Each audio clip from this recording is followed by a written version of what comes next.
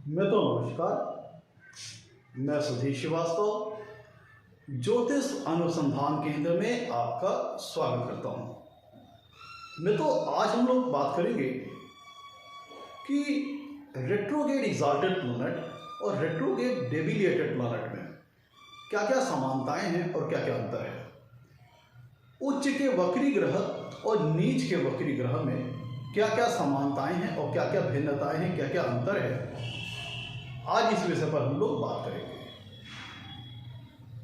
रेट्रोगेशन एक ऐसा टॉपिक है, ग्रहों का वक्री होना एक ऐसा टॉपिक है जो कि जटिल है, जो कि सरलता से समझ में नहीं आता।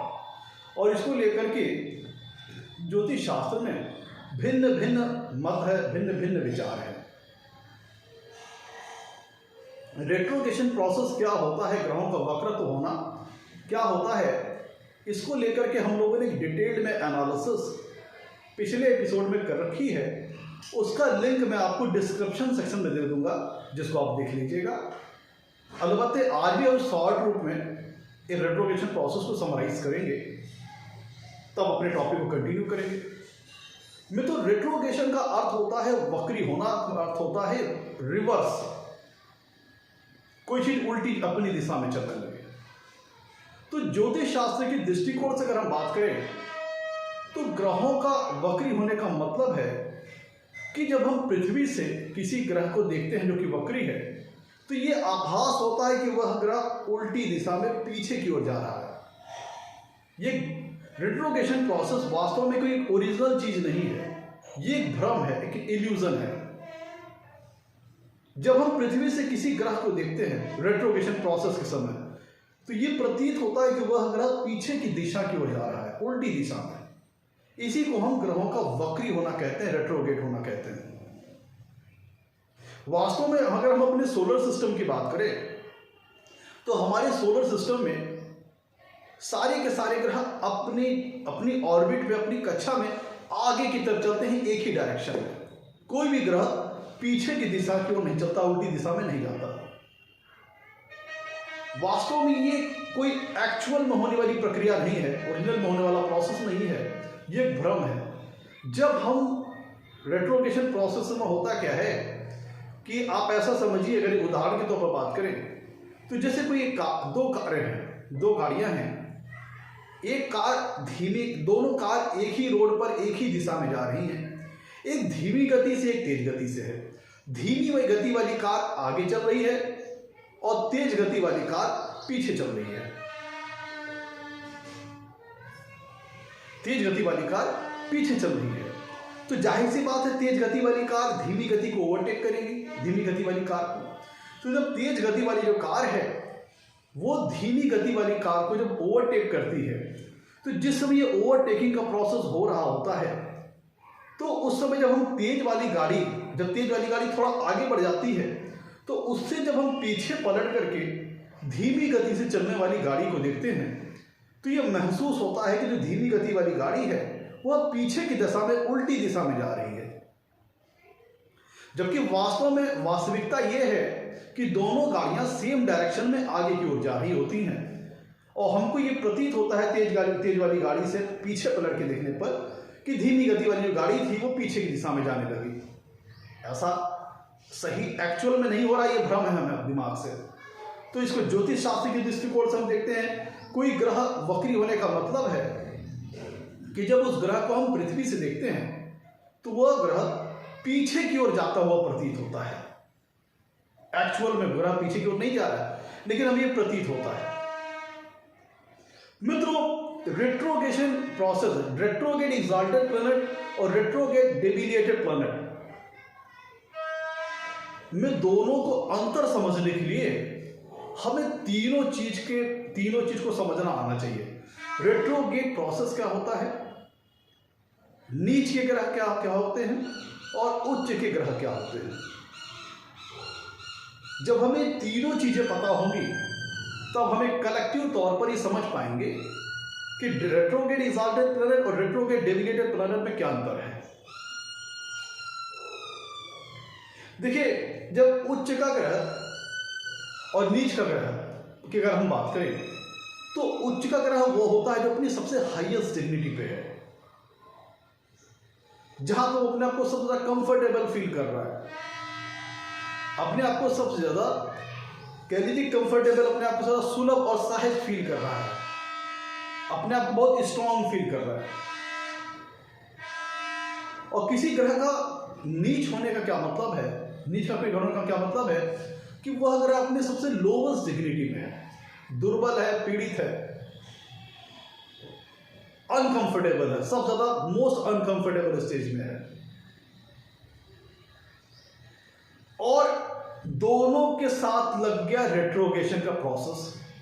दोनों ग्रह आगे अगर हम देखा जाए सामान्य रेट्रोगेट प्लैनेट, जो सामान्य ग्रह हैं, सामान्य उच्च के जो ग्रह हैं और जो सामान्य नीचे के ग्रह हैं, उनका बिहेवियर एक नेचुरल पैटर्न पे होता है। लेकिन फर्क कब उत्पन्न होता है, फर्क डिफरेंस कब आ जाता है, जब हम बात करते हैं रेट्रोगेट एक्साल्टेड प्लैनेट के विषय में और रेट्रोगेट डेबिलिटेड प्लैनेट के विषय में बात करते हैं। तो यहाँ पे एक बात कॉमन है, कॉमन ये क्या है कि उच्च के ग्रह और नीच के ग्रह के साथ दोनों का के साथ रेट्रोगेशन जुड़ गया, मतलब वह दोनों ग्रह वक्री हो गए, ये एक कॉमन टर्म जुड़ गया। मतलब अलबत्ते दोनों कह लीजिए कि दोनों विपरीत ध्रुव हैं, जैसे नॉर्थ पोल और साउथ पोल, जैसे आकाश और जमीन, दोनों एकदम विपरीत ध्रुव हैं, लेकिन दोनों के साथ एक कॉमन टर्म जुड़ गया, रेट्रोगेशन का, वक्रत्व का प्रोसेस जुड़ गया उनके साथ। तो इस वक्रत्व के प्रोसेस ने, इस रेट्रोगेशन के प्रोसेस ने उच्च के रेट्रोगेट एक्साल्टेड प्लैनेट और रेट्रोगेट डेबिलिटेड प्लैनेट की गुण दो स्वभाव में क्या अंतर उत्पन्न कर दिया, यहीं पे फर्क पैदा हो जाता है। नॉर्मल बात करें, जो डायरेक्शनल उच्च का ग्रह था और डायरेक्शनल नीच का ग्रह था, उनका गुण दो स्वभाव, उनका फल देने का तरीका एक नेचुरल पैटर्न पे था। और जो ग्रह रेट्रोगेट एक्साल्टेड प्लैनेट है और जो ग्रह रेट्रोगेट डेबिलिटेड प्लैनेट है, उनके साथ रेट्रोगेशन प्रोसेस के जुड़ जाने के कारण उनके बिहेवियर के गुण दो स्वभाव में क्या अंतर आ जाता है, यही फर्क उत्पन्न हो जाता है। ज्योतिष शास्त्र में तो कई जगह इस तरह की बात कही गई है कि जो उच्च का ग्रह वक्री होता है तो वो नीच के समान फल देने लगता है, और जो नीच का ग्रह वक्री होता है तो उच्च के समान फल देने लगता है। मतलब ये दोनों एक दूसरे से स्थान परिवर्तन कर लेते हैं। जो उच्च का वक्री ग्रह, अगर हम ज्योतिष शास्त्र की बहुत सी जहाँ जो अवधारणाएं हैं उसकी बात करें, तो जो उच्च का वक्री ग्रह वो नीच के समान फल देने लगता है, और जो नीच का वक्री ग्रह वो उच्च के समान फल देने लगता है, जो एक सामान्य अवधारणा है ज्योतिष शास्त्र में। तो क्या यही रियलिटी है, क्या यही सच्चाई है कि वास्तविकता कुछ और है? मैं तो देखिए, अगर जब हम रेट्रोगेट डेबिलिटेड प्लैनेट या रेट्रोगेट एक्साल्टेड प्लैनेट की बात करते हैं, तो हमें सिर्फ ये देख कर कि वो डेबिलिटेड है, वो एक्साल्टेड है और साथ में रेट्रोगेट है, तो किसी निष्कर्ष पर नहीं पहुंचना चाहिए। हमें किसी भी रेट्रोगेट प्लैनेट, चाहे वो डेबिलिटेड हो चाहे एक्साल्टेड प्लैनेट हो, उनके बिहेवियर, उनके गुण दोष स्वभाव को चेक करने के लिए हमें कुछ चीज़ों को निश्चित तौर पर चेक करना चाहिए। पहला कि वो ग्रह जो कि रेट्रोगेट हुआ है वह नेचुरल बेनिफिक है कि नेचुरल मेलेफिक है, शुभ ग्रह है कि पापक ग्रह। दूसरा फैक्टर कि वह उस लग्न विशेष के लिए, जिस भी लग्न कुंडली के लिए हम विचार कर रहे हैं, उस लग्न विशेष की कुंडली के लिए फंक्शनल बेनिफिक है या फंक्शनल मेलेफिक है।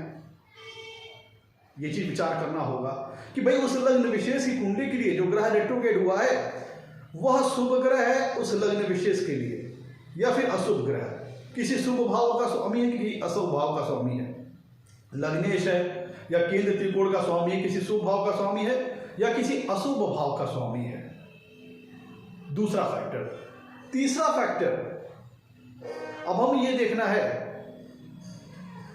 कि रेट्रोगेट हो गया, पहला तो ये हो गया कि नेचुरल बेनिफिक है कि नेचुरल मेलेफिक, दूसरा ये था कि फंक्शनल बेनिफिक है कि फंक्शनल मेलेफिक है।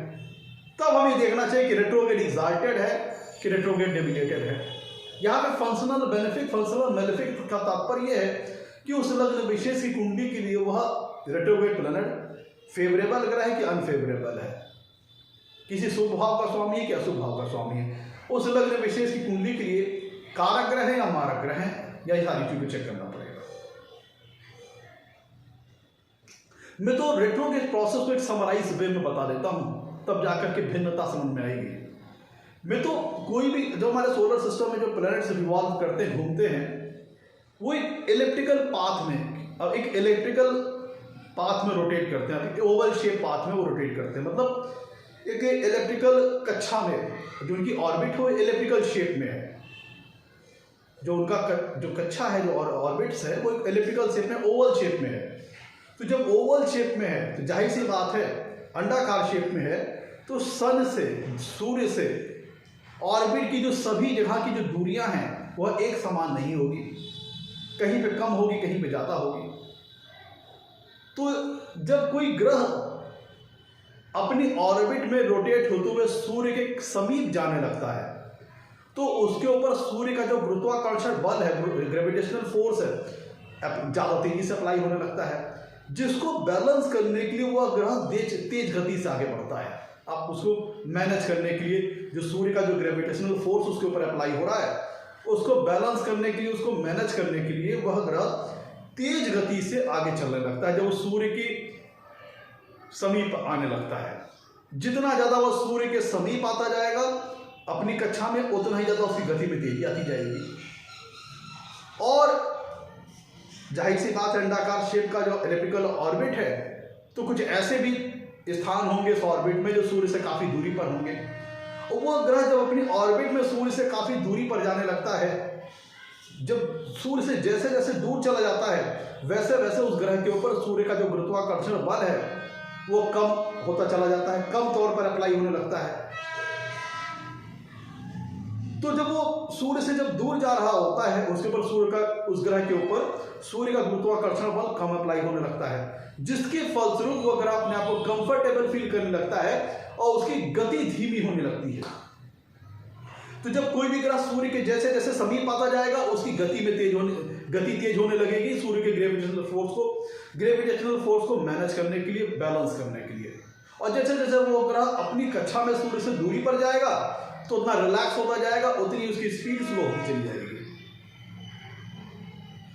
तो ये वक्रत्व का प्रोसेस में, तो वक्रत्व का मतलब होता है एक्चुअल में कि जाहिर सी बात ओवरटेकिंग होती है अर्थ और उस ग्रह के बीच में, तब ये इल्यूजन उत्पन्न होता है।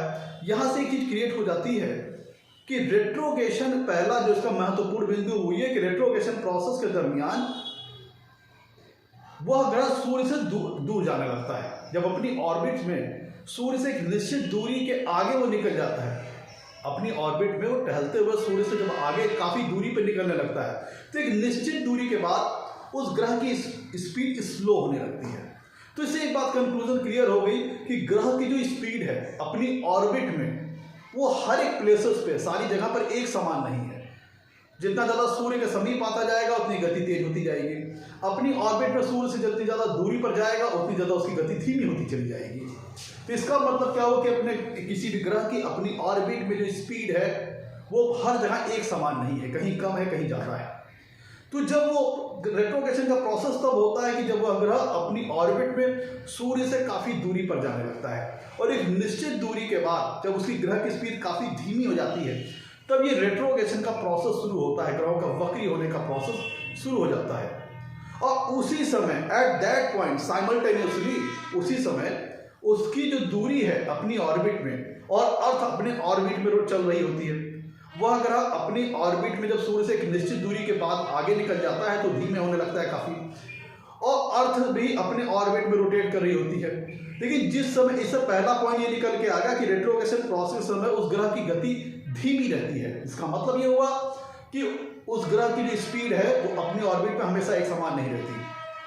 तो जो उसकी गति जो धीमी हो रही है, उसी को एवरेज करने के लिए अगर आप ध्यान दें कि अगर कोई ग्रह वक्री होता है तो उसकी डिग्री को घटता हुआ दिखाया जाता है, जबकि वो ग्रह वास्तविकता में पीछे की ओर नहीं जा रहा है, लेकिन चूंकि उसकी डिग्री, उसकी स्पीड धीमी हो रही है, तो उसकी स्पीड को मैनेज करने के लिए, एवरेज करने के लिए ग्रह की डिग्री को घटाया जाता है। तो यहां से कंक्लूजन हो गया। और रेट्रोगेशन के प्रोसेस में वह ग्रह पृथ्वी के उस ग्रह जो ग्रह वक्री हो रहा है अपनी ऑर्बिट में वो नाच रहा है और अर्थ अपनी ऑर्बिट में नाच रही है। लेकिन रेट्रोगेशन की प्रोसेस समय ये वक्री होने की जो प्रक्रिया होती है उस समय उस ग्रह की और पृथ्वी की अपनी ऑर्बिट में दोनों की बीच जो डिस्टेंस है वो बहुत कम होती है। मतलब रेट्रोगेशन प्रोसेस के समय दूसरा महत्वपूर्ण बिंदु ये है कि वह ग्रह रेट्रोगेशन प्रोसेस के दरमियान अर्थ के समीप आ जाता है, पृथ्वी के करीब आ जाता है, अर्थ के समीप आ जाता है, पृथ्वी के करीब आ जाता है। तो यहां से दो महत्वपूर्ण बातें छन के आ गई कि रेट्रोगेशन प्रोसेस के समय वह ग्रह वास्तविकता में आगे ही जा रहा था लेकिन उसकी गति धीमी हुई है, जिसको एवरेज करने के लिए रेट्रोगेशन प्रोसेस में उस ग्रह की डिग्री को घटाया जाता है। दूसरा महत्वपूर्ण बिंदु, रेट्रोगेशन प्रोसेस के समय वह ग्रह पृथ्वी के समीप आ जाता है। अब देखिए, जो सामान्य मार्गी ग्रह होते हैं, सामान्य डायरेक्शनल प्लैनेट होते हैं, उनके ऊपर जाहिर सी बात है उनकी स्पीड नॉर्मल होती है, स्पीड नॉर्मल होती है। स्पीड नॉर्मल होने के कारण उनके ऊपर सूर्य का ग्रेविटेशनल फोर्स एक प्रॉपर वे में अप्लाई हो रहा होता है, जिसकी वजह से वो एक नॉर्मल स्पीड से चल रहे होते हैं। इसीलिए उनका जो रिजल्ट आता है वो भी एक नेचुरल पैटर्न के आधार पर होता है। लेकिन जब ग्रह वक्री होने लगता है तो सूर्य से काफी दूरी पर जाने लगता है, और जब सूर्य से काफी दूरी पर जाने लगता है तो अपने आप को रिलैक्स फील करने लगता है और उसके ऊपर सूर्य का ग्रेविटेशनल फोर्स कम होने लगता है। जिसका मतलब क्या हुआ कि सूर्य मतलब क्या है, राजा, रूलर। राजा क्या होता है, जो पूरे नियम कानून बनाता है, उनको नियम कानून को मेंटेन करता है। तो जब आपके ऊपर राजा का प्रभाव कम होने लगेगा तो आप अपनी मनमानी करने लग जाओगे, ड्रामा करने लग जाओगे लाइफ में। तो ये तीसरा महत्वपूर्ण बिंदु है रेट्रोगेट करने के साथ, क्योंकि चूंकि वो अपनी ऑर्बिट में रेट्रोगेशन प्रोसेस में सूर्य से एक निश्चित दूरी के आगे चला जाता है, तब रेट्रोगेशन प्रोसेस अब शुरू होता है और वो अपने आप को रिलैक्स फील करने लगता है, क्योंकि उसके ऊपर सूर्य का ग्रेविटेशनल फोर्स कम होने लगता है, जिसके फलस्वरूप वो रेट्रोगेट प्लैनेट होते हैं। कई बार उनका जो रिजल्ट होता है वो प्रेडिक्टेबल नहीं रहता, उनका रिजल्ट कुछ ड्रामेटिक फॉर्म में आता है।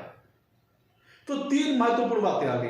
रेट्रोगेशन प्रोसेस में वह ग्रह धीमे चल रहा होता है। दूसरी महत्वपूर्ण बात, रेट्रोगेशन प्रोसेस में जो ग्रह वक्री हो रहा है वो पृथ्वी के समीप होता है। तीसरी समय रेट्रोगेट प्लैनेट लाइफ में ड्रामा कर सकते हैं, ड्रामेटिक रिजल्ट दे सकते हैं और उनका रिजल्ट कई बार अनप्रेडिक्टेबल हो सकता है। ये चीज है। तो मित्रों, जब रेट्रोगेट एक्साल्टेड प्लैनेट है, जो एक बात यह आ गई कि वो रेट्रोगेशन प्रोसेस के समय धीमे चल रहा होता है। तो पहला अंतर तो यहां आ गया कि जो डायरेक्शनल प्लैनेट होते हैं, जो मार्गी प्लैनेट होते हैं, वो एक सामान्य रफ्तार से अपनी ऑर्बिट में चल रहे होते हैं, और जो रेट्रोगेट प्लैनेट होते हैं, वक्री ग्रह होते हैं, वह एक कह लीजिए कि एबनॉर्मल तौर पर, अननेचुरल तौर पर काफी धीमी गति से चल रहे होते हैं। और धीमी गति चलने के कारण क्या है कि अपनी ऑर्बिट में वो सूर्य से जब काफी दूरी पर जाने लगते हैं तब सूर्य का उसके ऊपर ग्रेविटेशनल फोर्स कम होने लगता है, कम तौर पर अप्लाई होता है, जिसके फलस्वरूप ग्रह अपने आप को रिलैक्स फील करने लगता है, जिससे उसकी गति धीमी हो जाती है। तो एक यहाँ पे पहला अंतर आ गया कि जो मार्गी ग्रह है वो एक नेचुरल नॉर्मल स्पीड के साथ चल रहा होता है अपनी ऑर्बिट में, और एक रेट्रोगेट प्लैनेट वो होता है कि धीमी गति से चल रहा है। तो जाहिर सी बात है, जब कोई ग्रह एक नॉर्मल स्पीड से चल रहा है, नेचुरल स्पीड से चल रहा है, जो कि डायरेक्शनल प्लैनेट है, तो रिजल्ट भी देंगे नेचुरल पैटर्न के आधार पर। और जो रेट्रोगेट प्लैनेट है उनके ऊपर सूर्य का प्रभाव कम हो रहा है, क्योंकि वो अपनी ऑर्बिट में सूर्य से काफी दूरी पर जा रहे हैं। तो यहां पे एक अंतर आ गया कि उनकी स्पीड स्लो है, तो वो धीमा रिजल्ट भी देंगे लाइफ में। धीमा रिजल्ट देने के फलस्वरूप क्या होगा, लेकिन उनके साथ एक पॉइंट ये नेगेटिव हो गया कि वो धीमे चले, धीमा रिजल्ट देंगे। लेकिन एक बात यहां पर उनके साथ जुड़ी हुई है, कैरी कर रही है, कि रेट्रोगेशन प्रोसेस के समय वह ग्रह पृथ्वी के समीप है, काफी समीप आ जाता है, जिसका अपनी ऑर्बिट में उसकी सबसे मिनिमम डिस्टेंस है अर्थ की, उसके करीब आ जाता है। तब हमें अर्थ से देखने, पृथ्वी से देखने पर ही भ्रम जनरेट होता है कि वो ग्रह पीछे क्यों जा रहा है, ओवरटेकिंग का प्रोसेस उस समय हो रहा होता है। लेकिन मित्रों, तो इसे दो बातें छन के आ गई। एक ये निगेटिव फैक्टर जुड़ गया, वो अगर धीमे चल रहा है रेट्रोगेट प्लैनेट, तो वो लाइफ में डिले वगैरह कर सकता है, ऑब्स्टेकल्स ला सकता है, बाधाएं ला सकता है, क्योंकि डायरेक्शनल प्लैनेट जो है वो नॉर्मल स्पीड से चल रहा है और जो रेट्रोगेट प्लैनेट है वो स्लो स्पीड से चल रहा है। तो जब स्लो स्पीड से चल रहा है तो लाइफ में जो रिजल्ट है वो भी स्लो कर देगा, और उसके ऊपर सूर्य का इन्फ्लुएंस कम है तो अनप्रेडिक्टेबल पैटर्न में, ड्रामेटिक पैटर्न में रिजल्ट वगैरह दे सकता है, थोड़ा मनमानी कर सकता है, अपनी ड्रामा चला सकता है।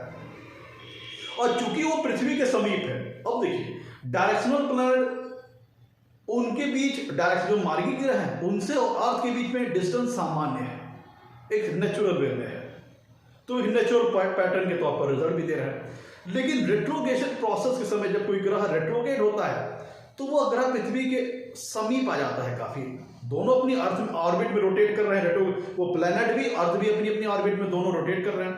लेकिन जिस समय रेट्रोगेशन का प्रोसेस हो रहा होता है उस समय वह ग्रह और पृथ्वी के बीच में डिस्टेंस काफी कम रहती है, जिसके फलस्वरूप जो रेट्रोगेट प्लैनेट है वो पृथ्वी पे समीप होने कारण, पृथ्वी से समीप होने कारण उसका पृथ्वी पर प्रभाव जाता है, इन्फ्लुएंस जाता है। तो पृथ्वी पर रह रहे जल जीव जंतु प्राणियों पर रेट्रोगेट प्लैनेट का इफेक्ट भी ज्यादा होगा। भाई पृथ्वी से समीप होने के कारण उसका पृथ्वी पर प्रभाव ज्यादा हो गया, तो ये चीज तो पॉजिटिव वे में भी हो सकती है, निगेटिव वे में भी हो सकती है। लेकिन एक बात कॉमन जुड़ गई रेट्रोगेट प्लैनेट, चाहे वो उच्च का ग्रह वक्री हो चाहे नीच का ग्रह वक्री हो, कि वो प्लैनेट स्लो स्पीड से चल रहा है। तो जो एक सामान्य डायरेक्शनल प्लैनेट है, जो रेट्रोगेट प्लैनेट है, दोनों में पहला जो मेजर अंतर आ गया कि जो डायरेक्शनल प्लैनेट है, मार्गी प्लैनेट है, वो एक नॉर्मल स्पीड से चल रहे हैं, एक नेचुरल स्पीड से चल रहे हैं, और जबकि एक रेट्रोगेट प्लैनेट धीमी गति से चल रहा है। ये उसका नेगेटिव पॉइंट जुड़ गया। एक उसके साथ एडवांस पॉइंट जुड़ गया कि पृथ्वी के समीप है रेट्रोगेशन प्रोसेस के समय। अब ये चीज पॉजिटिव वे में भी हो सकती है, नेगेटिव वे में भी हो सकती है।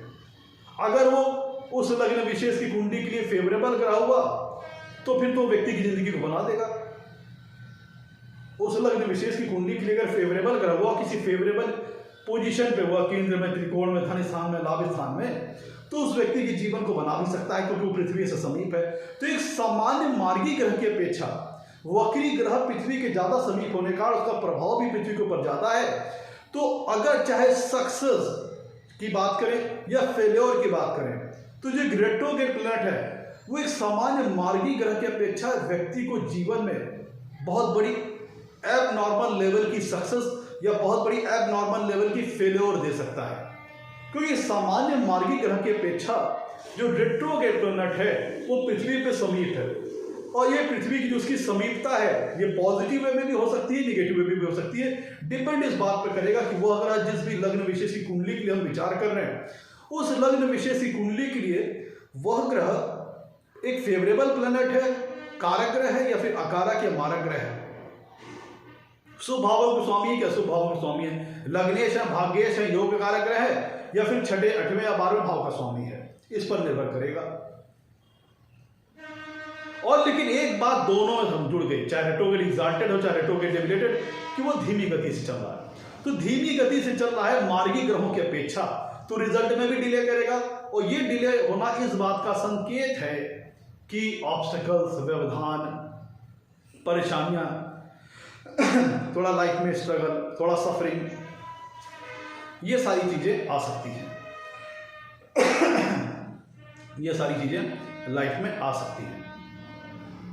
तो रेट्रोगेट एग्जाल्टेड प्लैनेट हो चाहे रेट्रोगेट डेबिलिटेड प्लैनेट हो, दोनों में एक बात जो समान रूप में आ रही है वो ये कि दोनों की रेट्रोगेशन प्रोसेस के समय गति धीमी थी, जिसके फलस्वरूप चाहे रेट्रोगेट एग्जाल्टेड प्लैनेट हो चाहे रेट्रोगेट डेबिलिटेड प्लैनेट हो, उनकी जो फल देने की क्षमता है वह धीमी हो जाती है।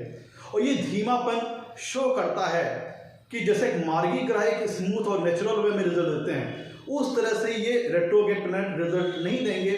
चाहे उनके रिजल्ट जो आएंगे वो स्मूथ वे में नहीं रहेंगे, एब नॉर्मल हो सकते हैं, अनप्रेडिक्टेबल हो सकते हैं, ड्रामेटिक हो सकते हैं, क्योंकि उनकी स्पीड स्लो है। तो वो लाइफ में डिले वगैरह कर सकते हैं, ऑब्स्टेकल वगैरह ला सकते हैं, थोड़ा स्ट्रगल करा सकते हैं, सफरिंग वगैरह ला सकते हैं, क्योंकि वो मार्गी ग्रह की अपेक्षा धीमे चल रहे हैं तो रिजल्ट भी धीमा देंगे। लेकिन उनके साथ एक फैक्टर जुड़ा हुआ पृथ्वी से समीप है रेट्रोगेशन के समय। तो ये एक बात यहाँ पे खास हो गई कि सामान्य मार्गी ग्रह की अपेक्षा एक रेट्रोगेट प्लैनेट जातक को मार्गी ग्रह की अपेक्षा बहुत बड़े लेवल की सक्सेस या बहुत बड़े लेवल की फेल्योर जीवन में दे सकता है। डिपेंड इस बात पर करेगा कि उस लग्न विशेष की कुंडली के लिए वह ग्रह फंक्शनल मेलेफिक है या फंक्शनल बेनिफिक है, उस लग्न विशेष की कुंडली के लिए कारक ग्रह है कि मारक ग्रह है। तो एक समान बात आ गई, कॉमन बात आ गई दोनों ग्रहों में, रेट्रोगेट एग्जाल्टेड और रेट्रोगेट डेबिलिटेड दोनों में, कि वो धीमी गति से चल रहा है। अब इनकी जो डिग्निटी पे क्या अंतर आ जाता है।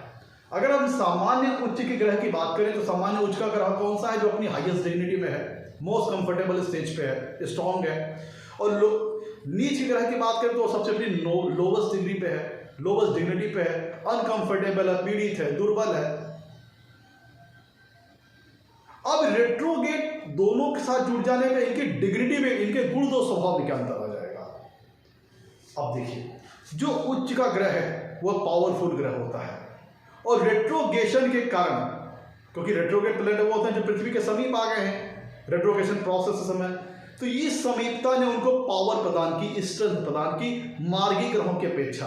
और ज्योतिष शास्त्र में भी हर जगह ये बात मानी गई है कि रेट्रोगेट प्लैनेट स्ट्रॉन्ग प्लैनेट होते हैं, पावरफुल होते हैं। इसीलिए उन्हें षड्बल में चेष्टा बल के नाम का एक बल दिया गया है, अलग से अतिरिक्त बल, चेष्टा बल नाम का।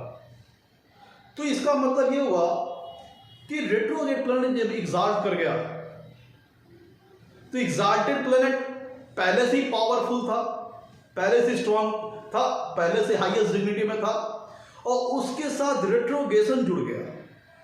तो क्या क्या चीज जुड़ गई कि वो पृथ्वी से समीप आ चुका है रेट्रोगेशन प्रोसेस के दरमियान, लेकिन उसकी गति धीमी है सामान्य मार्गी ग्रहों की अपेक्षा।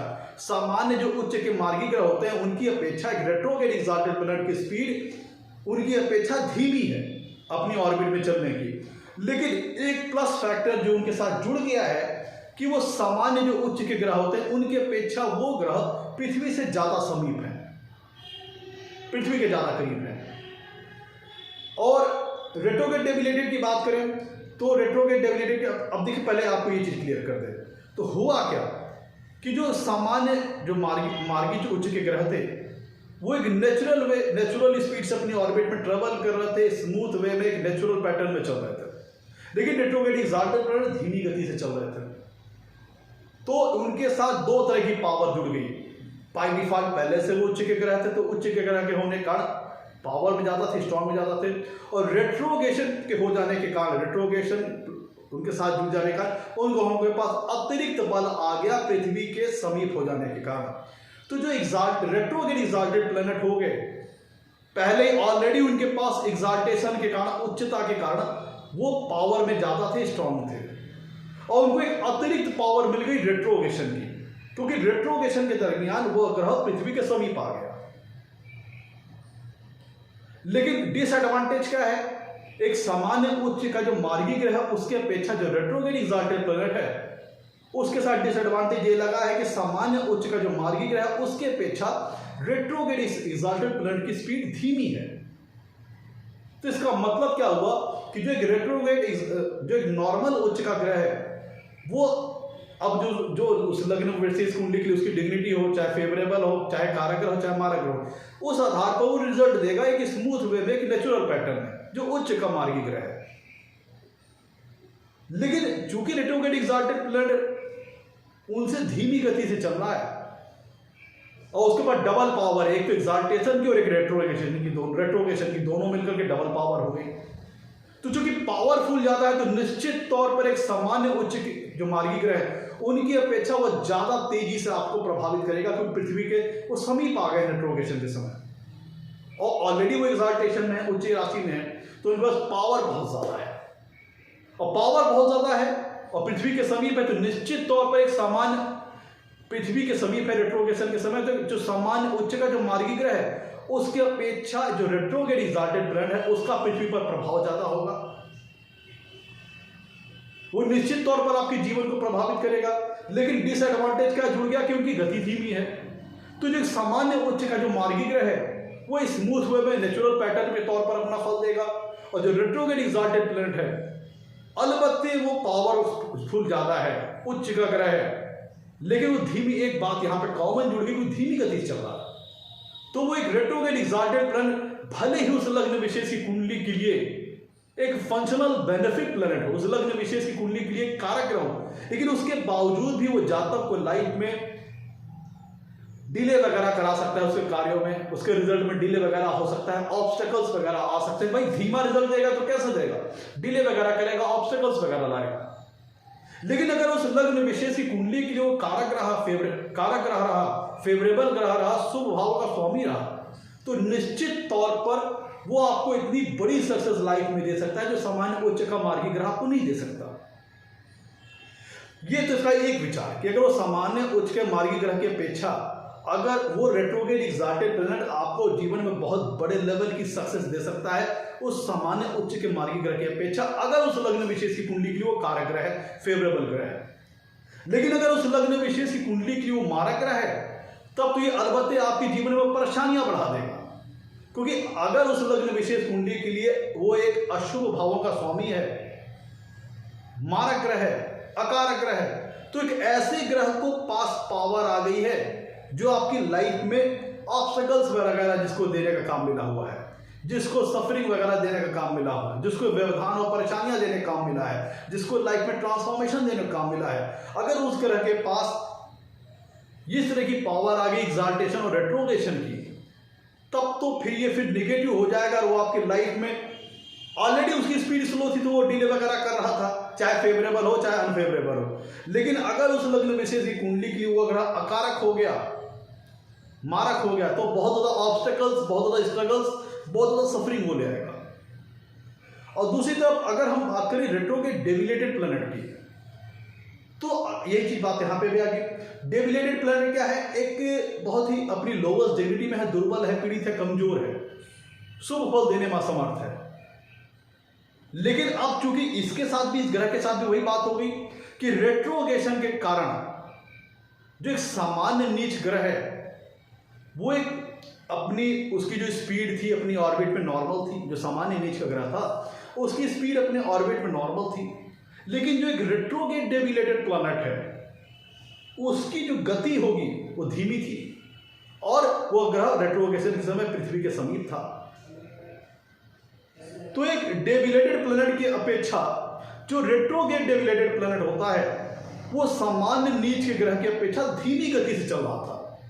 तो दोनों केसेस में, रेट्रोग्रेड एग्जाल्टेड प्लैनेट के केस में और रेट्रोग्रेड डेविलेटेड प्लैनेट के केस में, दोनों में एक बात कॉमन आ गई कि दोनों गति रेट्रोगेशन के कारण स्लो स्पीड से चल रहे हैं, तो जिसके फलस्वरूप वो लाइफ में डिले वगैरह दे सकते हैं, ऑब्स्टेकल वगैरह दे सकते हैं, चाहे फेवरेबल हो चाहे अनफेवरेबल हो। लेकिन चूंकि रेट्रोग्रेड डेविलेटेड प्लैनेट रेट्रोगेशन के कारण पृथ्वी के समीप आ गया, अर्थ के करीब आ गया, और डेविलेशन के कारण अपनी नीच राशि में होने के कारण वो अपने आप को दुर्बल फील कर रहा था, अनकंफर्टेबल फील कर रहा था, पीड़ित फील कर रहा था, दुर्बल फील कर रहा था, कमजोर फील कर रहा था।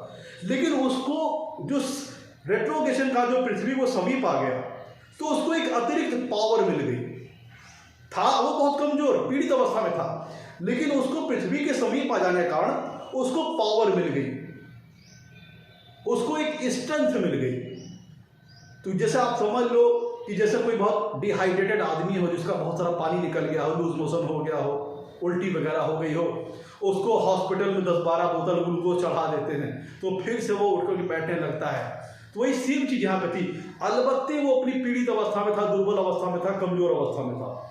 लेकिन रेट्रोगेशन के कारण वह ग्रह पृथ्वी के समीप आ गया।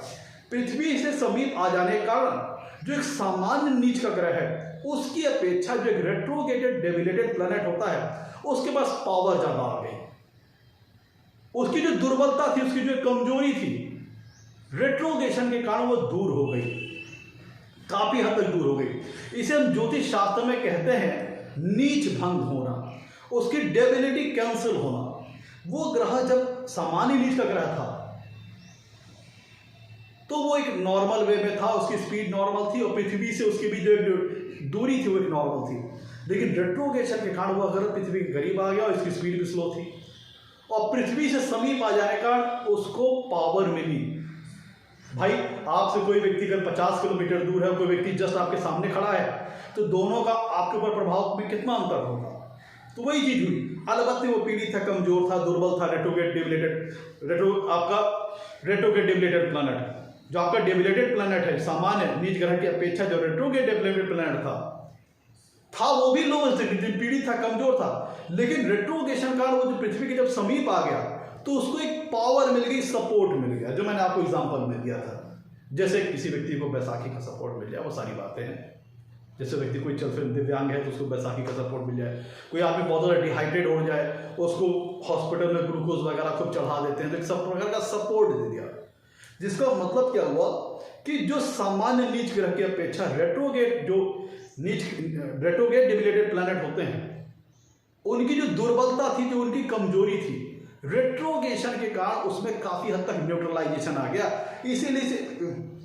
इसीलिए इसे हम एक प्रकार का नीच भंग योग भी कहते हैं, डेबिलिटी का कैंसिल होना भी कहते हैं। लेकिन चूंकि अब यहाँ पे ये कह देना कि नीच का ग्रह वक्री होकर के उच्च के समान फल देने लगता है, अगर कोई नीच का ग्रह जो कि वक्री है उच्च के समान फल देने लगता है, तब इसको चिरतार्थ नहीं मान सकते, सही नहीं कह सकते। क्योंकि भाई वो दोनों में एक बात तो कॉमन है कि धीमी गति से चल रहे हैं। तो रेट्रोगेट चाहे सामान्य नीच का ग्रह हो, वो तो दुर्बल है, पीड़ित हो, तो प्रॉब्लम्स लाइफ में देगा ही, स्ट्रगल वगैरह देगा ही। और जो रेट्रोगेट डेबिलिटेड प्लैनेट है वो और रेट्रोगेट एक्साल्टेड में दोनों ही धीमी गति से चल रहे हैं। तो ये रेट्रोगेट जो डेबिलिटेड प्लैनेट है ये भी लाइफ में ऑब्स्टेकल्स वगैरह देगा, डिले वगैरह देगा, चाहे वो लग्न विशेष की कुंडली के लिए फेवरेबल ग्रह हो चाहे अनफेवरेबल हो, कारक ग्रह हो या मारक ग्रह, क्योंकि इसकी स्पीड धीमी है। लेकिन उसके पृथ्वी से समीप आ जाने का उसको एक सपोर्ट मिल गया, पावर मिल गई, जिससे उसकी दुर्बलता काफी हद तक दूर हो गई। तो अगर उस लग्न विशेष की कुंडली के लिए जो ग्रह रेट्रोगेट होकर डेबिलिटेड है, रेट्रोगेट डेबिलिटेड प्लैनेट है, अगर उस लग्न विशेष की कुंडली के लिए फेवरेबल ग्रह शुभ भावों का स्वामी है, तब तो ये आपको शैली देखिए कि स्ट्रगल के बाद, एक इनिशियल सफरिंग के बाद, लाइफ में थोड़ा ट्रांसफॉर्मेशन झेल लेने के बाद, स्ट्रगल को झेल लेने के बाद यह ग्रह व्यक्ति को सक्सेस वगैरह दे सकता है, सफलता वगैरह अच्छी दे सकता है। इसीलिए इसे हम कहते हैं कि नीच भंग हो जाना, डेबिलिटी कैंसिल हो जाना।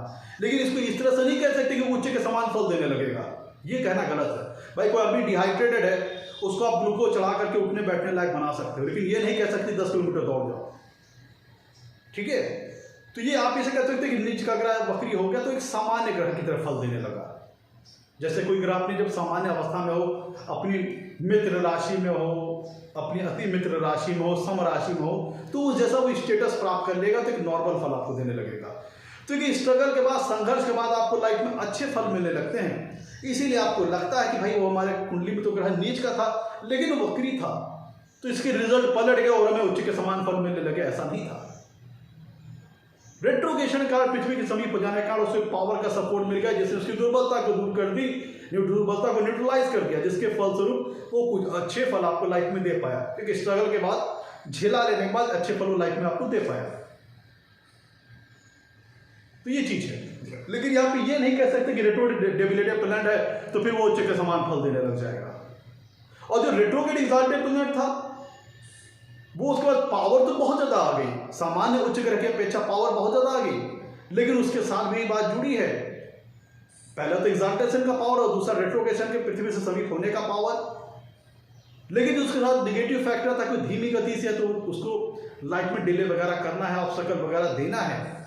तो जाहिर सी बात है जो सामान्य उच्च ग्रह की अपेक्षा जो रेट्रोगेट एक्साल्टेड प्लैनेट होते हैं उनके शुभ फलों में कमी आ सकती है, और जो उनके फल देने का पैटर्न, जो रिजल्ट देने का पैटर्न होगा वो स्मूथ ना होकर के उतार चढ़ाव लेके, ट्रांसफॉर्मेशन लाइफ में लेकर के, स्ट्रगल वगैरह दे करके हो सकता है। लेकिन अगर उस लग्न विशेष की कुंडली के लिए वो फेवरेबल ग्रह हैं तो झेला लेने के बाद, थोड़ा स्ट्रगल करा दे बाद बहुत अच्छी सक्सेस वो लाइफ में दे सकते हैं, क्योंकि भाई वो उनका डिग्निटी चेंज नहीं हुई है। जो सामान्य उच्च का ग्रह है और जो रेट्रोगेट एक्साल्टेड प्लैनेट है दोनों की डिग्निटी चेंज नहीं हुई है, अवस्था चेंज नहीं हुई है, तो एक थोड़ा स्ट्रगल करा लेने के बाद एक अच्छी शुभ फल आपको लाइफ में दे सकता है। बस उधर दिक्कत क्या है कि थोड़ा डिले वगैरह लाइफ में दे सकता है, और अनप्रेडिक्टेबल वे में आपको और इरेगुलर वे में आपको ड्रामेटिक वे में रिजल्ट की प्राप्ति हो सकती है। तो हम कहेंगे कि जो सामान्य उच्च के ग्रह है उसकी अपेक्षा जो रेट्रोगेट एक्साल्टेड प्लैनेट हैं उनकी जो कह लीजिए कि शुभत्व है उसमें थोड़ी कमी आ जाती है, और जो रेट्रोगेट डेबिलिटेड प्लैनेट हैं उनकी सामान्य नीच ग्रह की अपेक्षा पावर बढ़ जाती है, दुर्बलता दूर हो जाती है। अब यहाँ पे एक बात महत्वपूर्ण है, कई बार कुंडली में क्या होता है कि जो कुंडली के अशुभ भाव के स्वामी 6, 8, 12 ये माना जाता है कि उनका दुर्बल रहना अच्छी बात है। तो अगर इसीलिए मैंने कहा कि सिर्फ एक्साल्टेशन और डेबिलिटेशन देख करके किसी निर्णय पर पहुंचिए, अब अगर कोई ग्रह रेट्रोग्रेड डेबिलेटेड है, अगर वो अशुभ स्थान का स्वामी था तो वो डेबिलिटी में रहता तो ज़्यादा अच्छा था। लेकिन अगर वो रेट्रोग्रेड हो गया तो उसकी पृथ्वी से समीप आ जाने के कारण दुर्बलता दूर हो गई, और चूंकि वो अशुभ भावों का स्वामी था तो लाइफ में सफरिंग वगैरह वो बढ़ा देगा, स्ट्रगल वगैरह वो बढ़ा देगा। लेकिन अगर कोई रेट्रोग्रेड डेबिलेटेड प्लैनेट जो कि उस लग्न विशेष कुंडली के लिए शुभ ग्रह था, फेवरेबल ग्रह था, वो डेबिलिटी में था, अगर रेट्रोग्रेड हो गया तब तो फिर अच्छी बात है। जो उसके नेगेटिव रिजल्ट्स में थे उनमें कमी आ जाएगी और एक स्ट्रगल के बाद लाइफ में अच्छे रिजल्ट्स प्राप्त होंगे। तो यहाँ पे सिर्फ एग्जाल्टेशन डेबिलिटी को देख करके मत किसी प्रकार के निष्कर्ष पर पहुंचिए। ये जरूर देखिए कि वह उस लग्न विशेष कुंडली के लिए कारक ग्रह है कि मारक ग्रह है।